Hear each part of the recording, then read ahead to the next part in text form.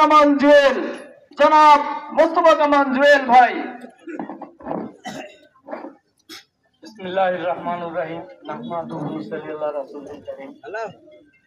পাটগ্রাম জামায়াতে ইসলামী কর্তৃক আয়োজিত আজকের এই বিজয় সভার সম্মানিত সভাপতি, সম্মানিত প্রধান অতিথি, আমার অনেক প্রিয় ব্যক্তিত্ব, স্বচ্ছ রাজনীতির ধারক বাহক জনাব আনোয়ারুল ইসলাম রাজু ভাই,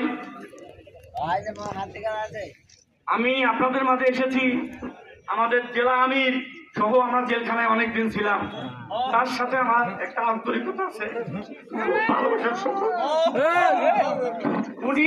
ওনার সাথে ফোনের মাধ্যমে যোগাযোগ হলো, উনি আমন্ত্রণ জানাইলো, তাই আমি আসলাম আপনাদের মাঝে দুইটা কথা বলার জন্য। সংগ্রামী সাথী ও বন্ধুগণ, আমার প্রথম নিবেদন জেলা নেতৃবৃন্দ এবং কেন্দ্রীয় নেতৃবৃন্দের কাছে, এই অবৈধ জারজ আওয়ামী লীগ সরকার আমাদের পবিত্র সংবিধান থেকে আল্লাহর উপর আস্থা এবং পূর্ণ বিশ্বাস এই লাইনটা তুলে দিয়েছে। আমি আপনাদের করজোড়ে অনুরোধ করতেছি, আমাদের সরকার প্রতিষ্ঠা হওয়ার সাথে সাথে এই লাইনটা যেন সংবিধানে চলে আসে।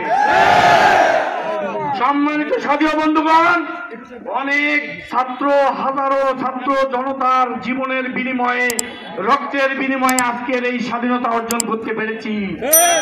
আমরা বিএনপি জামাত কিন্তু পারতাম না, আরো 41 সাল পর্যন্ত অপেক্ষা করতে হইতো। এই ছাত্র জনতা যদি বুকে তাজা রক্ত ঢেলে না দিত, এই ফেরাউন সরকার ওই তার স্বামীর সাথে যে কলা কৌশল করে রেখেছিল, 41 সাল পর্যন্ত আমাদেরকে ভোগাইতো। আল্লাহর অশেষ মেহেরবানিতে সবার সহযোগিতা ইনশাল্লাহ আজকে আমরা স্বাধীনভাবে দুইটা কথা বলতে পারতেছি।